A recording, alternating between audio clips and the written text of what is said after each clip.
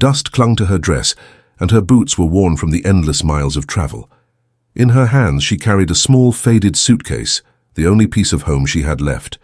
Her name was Clara, a mail-order bride who had answered an advertisement in the hopes of finding a husband and starting a new life on the western frontier. But when the stagecoach dropped her off in the small, bustling town, Clara quickly realized that dreams rarely matched reality. The townsfolk stared as she stepped down, their eyes scanning her from head to toe. She wasn't dressed in silk or lace like some women they'd seen from the East. Instead, her gown was plain and practical, the color of sand after rain. Her hair was neatly tied back, but the long days of travel had left strands falling across her tired face.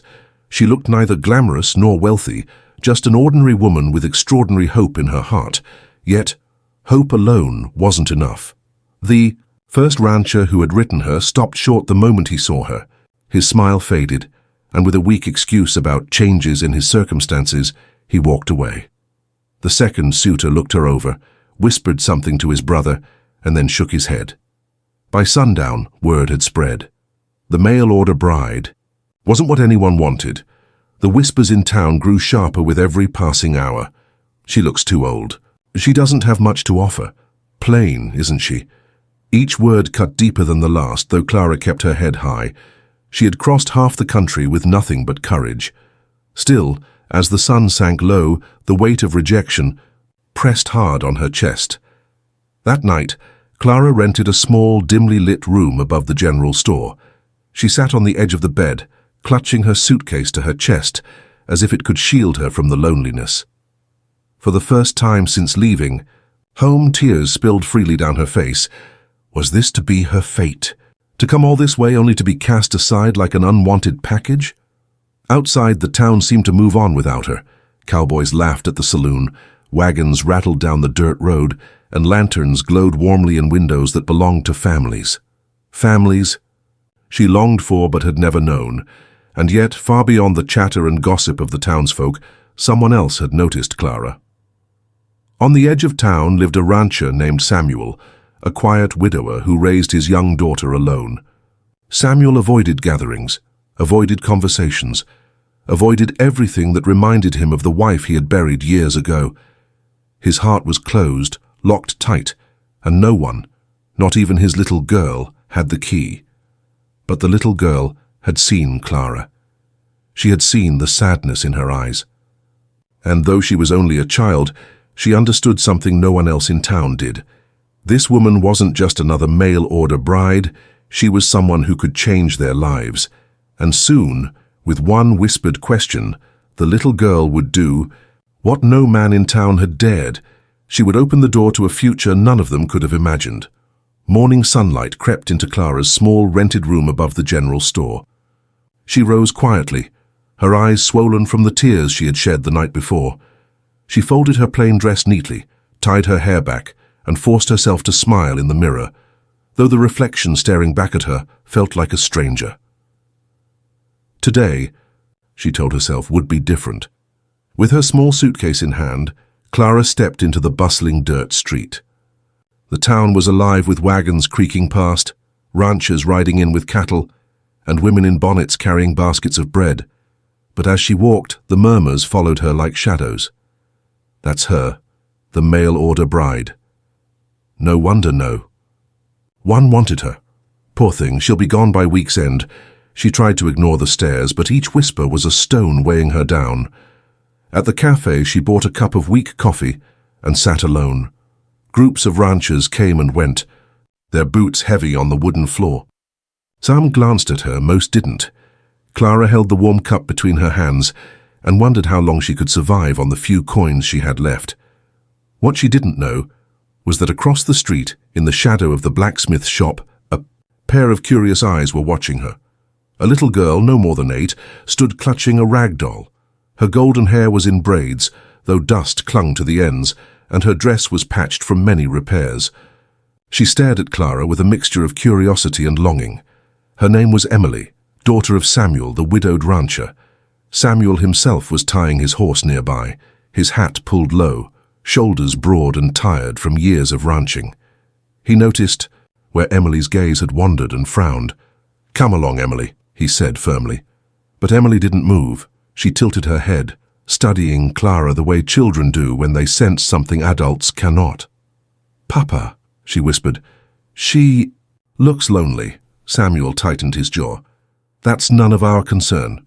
He took Emily's hand and led her away, though she kept glancing back at the woman no one wanted. By late afternoon, Clara walked toward the livery stable in search of work, anything that would earn her a meal. The stable master, a grizzled man with grey whiskers, shook his head. "Don't hire women here," he muttered. "Go ask the dressmaker." But the dressmaker, too, refused. No room, no coin to spare. Everywhere she turned, Clara found doors closing. Each rejection reminded her she was an outsider in this place. Exhausted, she sat on a wooden bench near the well at the edge of town. She lowered her head into her hands and breathed deeply, fighting back tears. The wind carried dust across the street, and the sound of church bells drifted faintly in the distance. It was then she felt a tug at her skirt. Startled, she looked down, and there stood Emily, clutching her doll tightly, her wide eyes filled with something Clara hadn't seen since she left home: kindness. "You're pretty," Emily said softly, in the innocent way only children can. Clara smiled faintly, brushing a strand of hair from her face. "Thank you, sweetheart." "Why are you sad?" the little girl asked. Clara hesitated, her throat tight. She had no answer that wouldn't burden the child. "Sometimes grown-ups just feel a little lost," she said gently. Emily studied her for a moment, then leaned closer as if sharing a secret, and then, with the innocence of a child who had lost her mother too soon, she whispered, "Can you be my mommy?" The words struck Clara's heart like lightning. She froze, staring at the girl, unable to breathe. For a moment, the noise of the town vanished, replaced by silence and the thundering of her own heart. Tears welled in Clara's eyes as she knelt before Emily, brushing her cheek gently. "Oh, my dear," she whispered, voice trembling. "I don't think anyone has ever asked me something so important." But before she could say more, Samuel's voice cut through the air. "Emily!" He strode toward them, his tall frame casting a shadow across the bench. His eyes were sharp as he took his daughter's hand. "I told you not to wander." Emily clutched Clara's fingers desperately, refusing to let go. "Papa, she's nice. She could—" "That's enough," Samuel snapped, though his voice cracked with the strain of old wounds. He looked at Clara for the briefest moment, just enough for her to see the guarded pain in his eyes, before he pulled Emily away. Clara watched them disappear into the dusty street, her heart still echoing with the little girl's whisper, "For B." The first time since arriving in this town, she felt that maybe, just maybe, she wasn't unwanted after all, and deep down Samuel knew the same, though he would never admit it. Not yet. Samuel's grip on Emily's small hand was firm as he pulled her down the dirt street, away from Clara. His jaw was set, his eyes fixed straight ahead, but inside, his heart was not as steady as his stride. He could still hear his daughter's words echoing in his mind. "Can you be my mommy?" It was the one thing Samuel had never been able to give her, a mother's love. His late wife, Mary, had passed when Emily was barely 4, leaving him with a ranch to run and a child to raise. Since then, Samuel had built walls around his heart, thick and unyielding, to protect himself and his daughter from the pain of loss again. "Papa," Emily said quietly, trotting to keep up with his long steps. "She's kind. I like her." "You don't know her," Samuel replied gruffly, "but I feel like I do." Emily hugged her doll tighter. "She looked sad, just like you sometimes." Samuel stopped in his tracks for a moment, her words piercing through him, sharper than a knife. He swallowed hard, then shook his head. "Enough, Emily, let's go home." That evening, Clara sat in her rented room with the lantern flickering on the wooden table. She opened her suitcase, taking out the small items she had carried across the country: a tattered book of poetry, a hand-stitched handkerchief from her late mother, and a bundle of letters she had written to the ranchers who never truly wanted her. Her fingers traced the edges of those letters, the ink smudged from her hands. How foolish she felt now, believing strangers' promises, thinking she might finally belong somewhere. And yet, That little girl's whisper kept returning to her mind. "Can you be my mommy?" For the first time since arriving, Clara smiled through her tears. Maybe she wasn't wanted by the men in this town, but one child had seen something in her that no one else had. Over the next few days, Clara tried to find work, offering to sew or help with cooking. Most townsfolk politely declined, though some weren't so polite. She came all the way here to find a husband, and look how that turned out, one woman whispered loudly at the market. "A burden, that's what she'll be," another added. "She's chasing after Samuel now, mark my words." Clara kept her head high, but the sting of gossip was sharp. Still, she found herself wandering near the edge of town more often, where Samuel's ranch stretched across the rolling fields, and every time she lingered near the wooden fence, Emily was there. The little girl would wave eagerly, slipping away from her chores to run to Clara's side. At first, their conversations were small and simple, Emily showing her the rag doll she had stitched herself, Clara listening patiently, smiling at the child's laughter. Then slowly those moments grew. Clara began teaching Emily how to sew a proper hem, how to braid her hair so it stayed neat, even how to recite lines from the poetry book she had carried all the way from home. For Emily, it was like discovering a missing piece of her world. But for Samuel, it was a storm brewing. One evening, as Samuel returned from the fields, he found Emily and Clara sitting together on the porch steps of the ranch house. Emily was reading haltingly from the poetry book, while Clara encouraged her gently, correcting her words with patience. The sight made Samuel's chest tighten. For a fleeting moment, the scene looked so natural, so much like the family he had once known, that it terrified him. "What are you doing here?" Samuel's voice was sharp, breaking the quiet. Clara rose quickly, smoothing her dress. "I was just keeping Emily company." "I didn't ask you to," he snapped. His eyes, cold as steel, met hers. "I don't need your help." Emily looked. Between them, her small face troubled. "Papa, please, she's nice." "Inside, Emily," Samuel ordered. His daughter hesitated, then obeyed, clutching the book to her chest as she slipped indoors. Samuel turned to Clara, his voice low but edged with pain. "I don't know what you're hoping for, but don't bring false hope into my daughter's life. She's lost enough already." Clara's throat tightened, but she met his gaze steadily. "And so have you, Mr. Whitaker. But shutting out the world won't heal either of you." His eyes flickered just for a moment with something unspoken. Then he turned away, his boots crunching on the dirt as he walked into the barn. Clara stood alone in the fading light, her heart heavy. She hadn't meant to cause trouble, but she couldn't turn away from Emily's lonely eyes. She couldn't turn away from the whisper that still echoed in her soul. And though Samuel resisted, a seed had already been planted, one that neither of them could stop from growing. The days that followed were heavy with silence. Samuel avoided Clara whenever she came near the ranch, though Emily's excitement only grew stronger. The little girl waited at the fence each afternoon, hoping Clara would appear, and when she did, Emily would rush to her side with laughter bubbling from her lips. But Samuel's eyes, when they fell on Clara, were filled with warning. One evening, Samuel spoke to his daughter while tucking her into bed. His voice was firm, though his heart ached at the disappointment in her eyes. "Emily, you mustn't get too close to that woman. She's not staying here, you understand?" "But Papa—" "No," Samuel cut her off gently but firmly. "She's not your mother. She never will be." Emily's lips trembled as she clutched her rag doll tightly. "But she makes me feel like Mama's still here." Samuel froze. His chest tightened painfully, and for a moment he couldn't breathe. He kissed Emily's forehead and blew out the lantern, retreating into the quiet of the living room. Alone, in the dark, he poured himself a glass of whiskey, staring at the flames in the hearth. His daughter's words had reopened wounds he thought were long buried. Meanwhile, Clara's presence in town became the favorite subject of gossip. At the bakery, two women whispered behind her back, "She's clinging to Samuel Whitaker's girl." Now, desperate, isn't it? Can't blame her, no one else wants her. At the market, ranchers muttered about her being trouble. She'll ruin Whitaker's name, always hanging around his place like a strayed dog. Clara pretended not to hear, but each word was a dagger.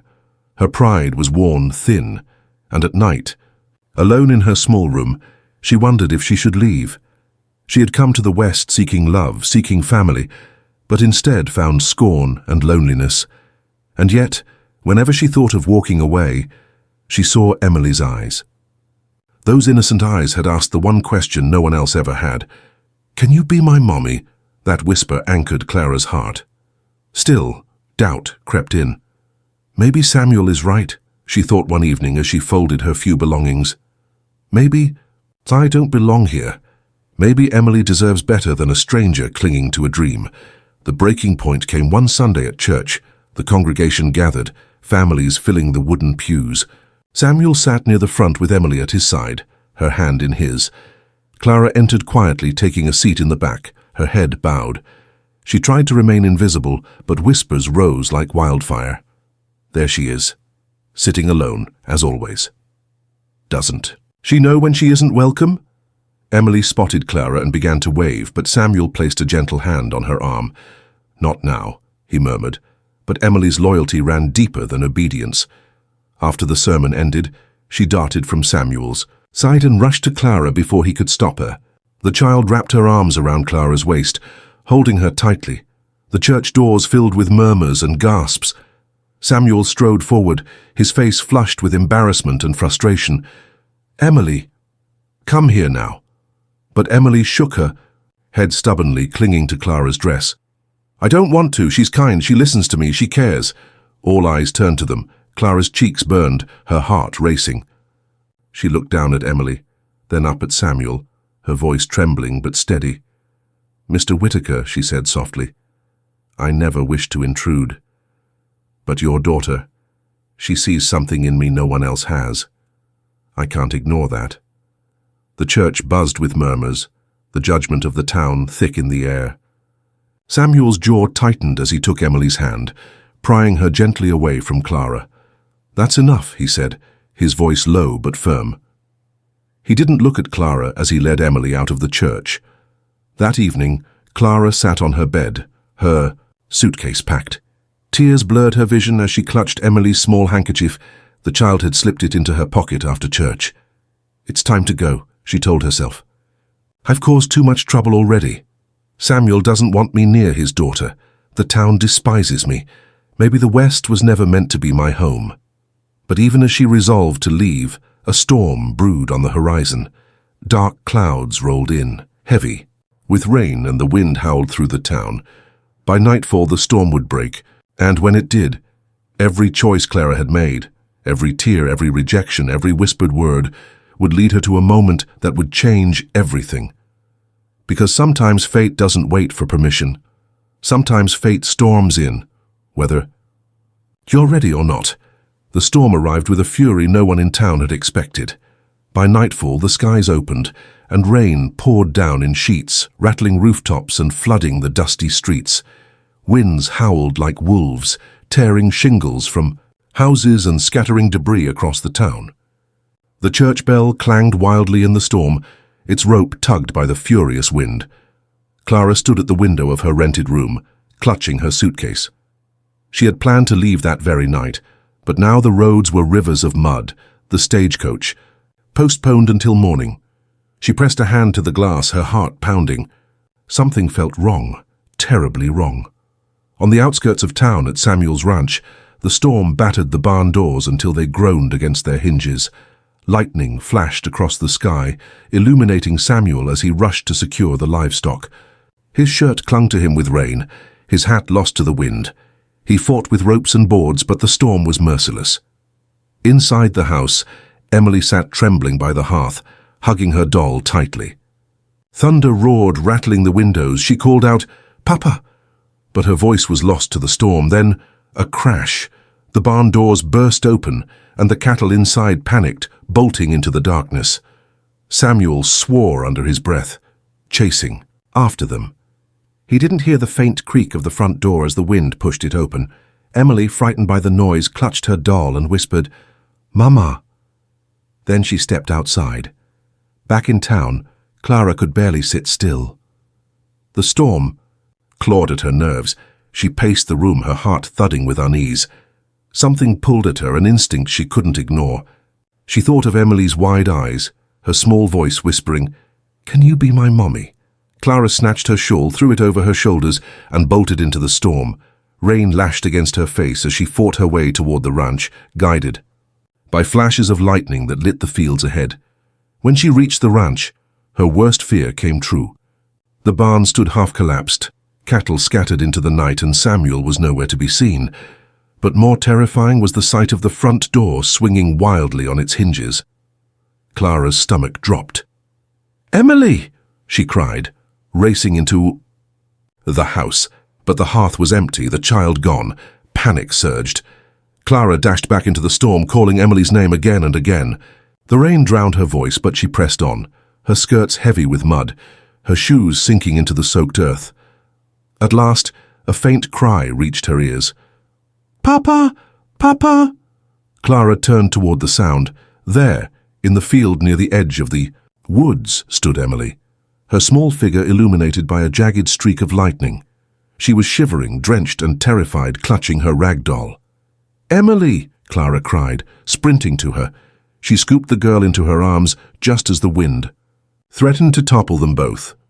"Clara!" Emily sobbed, burying her face in her shoulder. "I was looking for Papa. I was scared." Clara held her tight, shielding her from the storm. "I've got you, sweetheart. You're safe with me." Through the sheets of rain, Samuel appeared, his lantern flickering wildly in the gale. His eyes widened when he saw Clara kneeling in the mud, clutching Emily to her chest. Relief and fear clashed in his expression as he rushed to them. "Emily!" His voice broke as he pulled them both close. For a long moment, he couldn't speak, only held his daughter against him as the storm raged around them. Clara met his eyes through the rain. "She was outside, Samuel, alone. If I hadn't—" Samuel swallowed hard, guilt etched across his face. "I should have been here. I should have—" "You can't do it all alone," Clara interrupted, her voice steady despite the storm. "You've tried, but Emily needs more than just survival. She needs love. She needs family." Lightning cracked, illuminating the raw vulnerability in Samuel's eyes. For years he had built walls, but in that moment, holding his daughter and staring at the woman who had risked everything for her, the walls began to crumble. Together, the three of them stumbled back to the house. Clara dried Emily by the fire, wrapping her in blankets, humming softly to calm her trembling. Samuel stood nearby, silent, watching the scene unfold. The sight of Clara holding Emily, soothing her, was like a memory of Mary, yet different, gentler, filled with a new kind of strength. When Emily finally drifted to sleep, Samuel stepped outside onto the porch, rain still pattering against the roof. Clara joined him, her shawl pulled tightly around her shoulders. "You saved her," Samuel said quietly, his voice hoarse. "I don't know how to thank you." Clara looked at him, her eyes reflecting the lantern light. "You don't need to thank me. She's a child who deserves love, and I couldn't turn away, not from her." Samuel's jaw tightened, but his voice was softer now. "I was wrong about you. The town may call you unwanted, but tonight you proved you're worth more than they'll ever see." For the first time, Clara saw something in his eyes she hadn't before. Not coldness, not rejection, but the faint glimmer of trust. And though the storm still raged across the prairie, inside Samuel's guarded heart, something had begun to shift. Morning broke quietly over the prairie, as though the storm had spent every ounce of fury it carried. The ranch, however, bore the scars of the night: broken fences, scattered cattle, a collapsed barn wall. The land was soaked and heavy, and the house itself creaked as if sighing from the long night's struggle. Inside, Emily still slept soundly, curled beneath thick quilts. Samuel sat at the kitchen table, a mug of black coffee in his hands, staring at nothing. He looked older in the grey dawn, as though the storm had stripped away not just shingles and boards, but pieces of the armor he had worn for years. Clara moved quietly about the kitchen. She'd been up since dawn, tending to the child, straightening what she could, and now preparing a simple breakfast. The smell of frying biscuits and eggs filled the air, warm and comforting. "You didn't have to do all this," Samuel said gruffly, his voice low. Clara turned, meeting his tired eyes. Maybe not, but someone has to. The words carried no sharpness, only simple truth. She placed a plate in front of him. Samuel hesitated, then gave a faint nod, pushing his hat back from his brow. For the first time since she'd arrived in town, he ate without complaint. By mid-morning, Emily awoke, bounding into the kitchen with newfound cheer.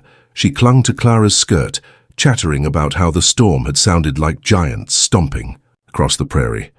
Clara listened with a smile, smoothing the girl's hair, and poured her a cup of milk.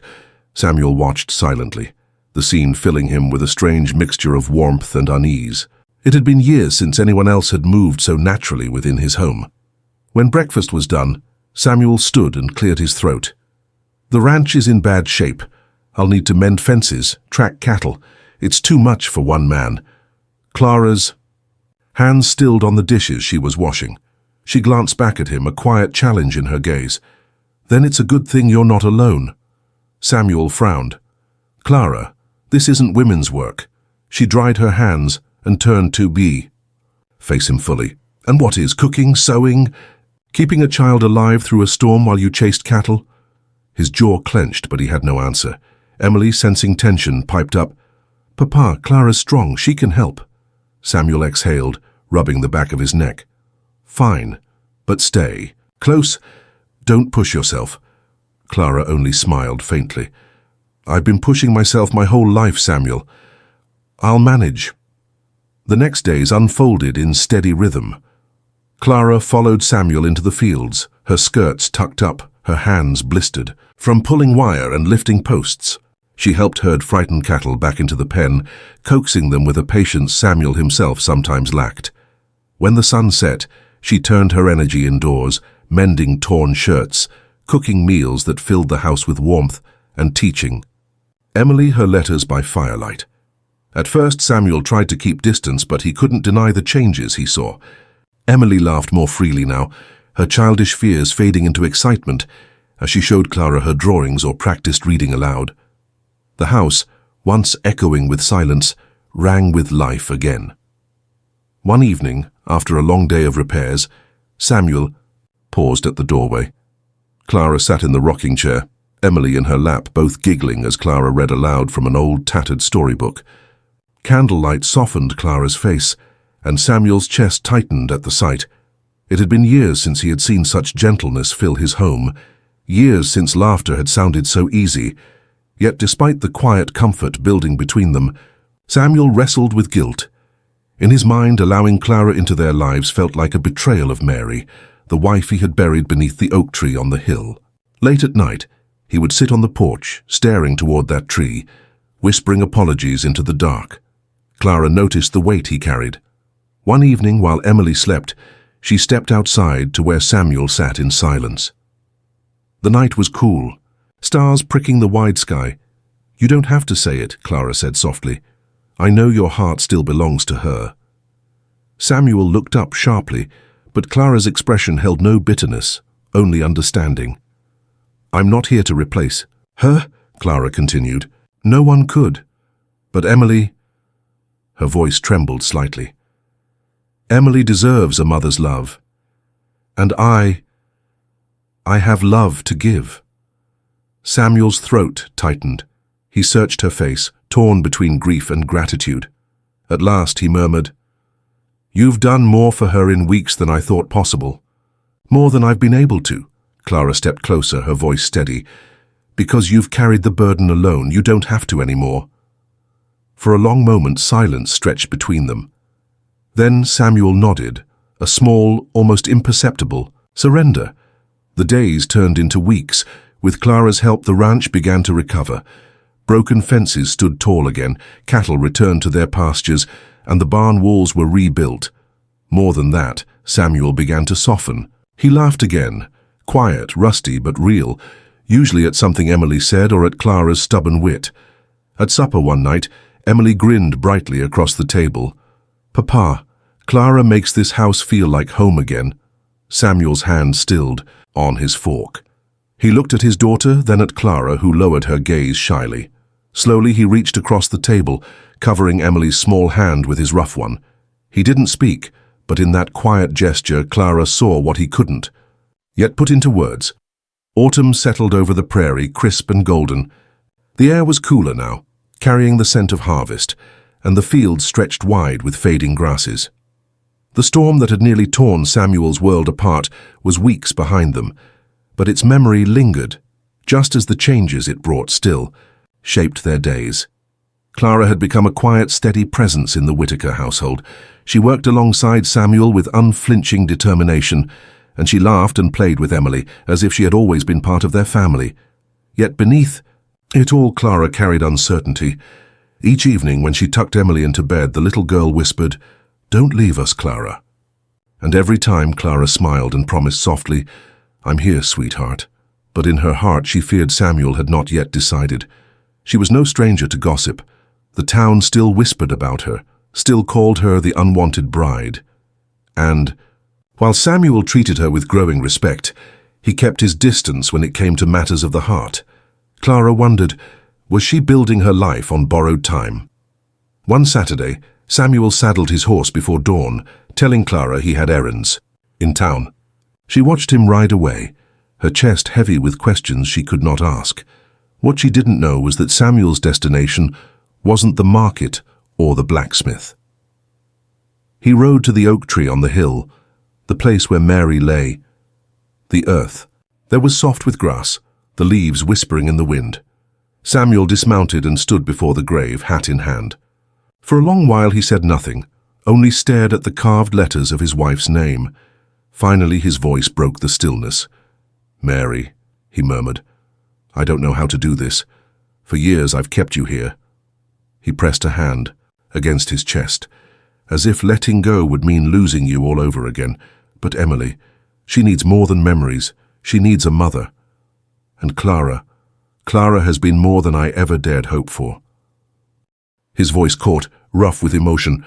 "I'll never stop loving you, but maybe it's time to let someone else in, not to replace you, but to stand beside the place you left empty." The wind rustled the branches, as if in answer. Samuel bowed his head, tears hot against his weathered face, and for the first time since Mary's passing, the weight on his heart felt lighter. That evening, he returned home to the smell of fresh bread baking. Clara stood in the kitchen, her hair loosely tied, flour dusting her apron. Emily sat at the table drawing clumsy pictures of horses and houses.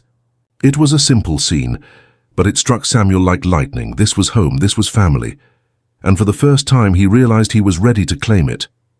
After supper, when Emily had gone to bed, Samuel lingered by the fire.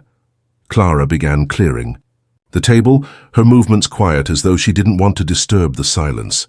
"Clara," Samuel said at last. His voice was steady, but his heart thundered. She turned, her hands still holding a stack of plates. "Yes?" He rose slowly, his tall frame casting shadows against the firelight. "I haven't made things easy for you. From the moment you stepped into this town, you've been judged, dismissed. And I did no better. I pushed you away when all you did was show kindness to me and my daughter." Clara's eyes softened, but she didn't speak. Samuel stepped closer, his voice lowering. "But these weeks, you've proven what kind of woman. You are strong, patient, loving. You've given Emily something I couldn't give her alone, and you've given me something I thought I'd lost forever. Hope." Clara's breath caught. "Samuel." He took the plates gently from her hands, setting them aside, and held her gaze. "I can't promise I'll stop missing Mary, but I can promise this. I want you here. Not as a guest, not as someone passing through, as part of this family. As Emily's mother, as my wife." The fire crackled between them, filling the silence that followed. Clara blinked rapidly, her heart racing, tears shining in her eyes. For so long she had carried rejection and loneliness, never believing she'd truly be chosen. Her voice trembled as she whispered, "Are you sure? The town, your grief." Samuel shook his head firmly. "Let them talk. Let them judge. What matters is right here, this house, this ranch, Emily's and you." Clara's tears spilled freely now, but her smile was radiant. She nodded, unable to find more words, and Samuel stepped forward, drawing her gently into his arms. For the first time, the embrace was not out of gratitude or necessity, but choice. The next morning, the town awoke to news that spread quickly. Samuel Whitaker had asked Clara to marry him, and she had said yes. At church, whispers still filled the pews, but this time Samuel walked proudly beside Clara, Emily skipping between them, her little hand clasped in Clara's. When Emily saw the disapproving looks, she stood tall and announced in her clear, innocent voice, "This is my mama now." The congregation fell into stunned silence, but Samuel only tightened his arm around Clara, his gaze steady, daring anyone to challenge him. For once, no one did. The wedding was small, held beneath the oak tree where Mary rested. Samuel had chosen the place deliberately, wanting Clara to know there was no erasing the past, only adding to it. Clara wore a simple cream dress, her hair pinned back, and Emily scattered wildflowers at her feet. When Samuel took Clara's hand and spoke his vows, his voice was rough but certain. "I once thought I had no room left for love, but you proved me wrong. From this day forward, you are my partner, my heart, and my home." Tears streaked Clara's cheeks as she answered, her voice clear. "I was the bride nobody wanted. But you and Emily saw me, chose me. From this day forward, I am yours, and you are mine." Emily clapped her hands, her joy ringing louder than the church bells that would later echo through the prairie. And so, beneath the rustling branches of the oak, their broken pieces wove together into something whole. A new beginning, a family born not of perfection, but of love hard won.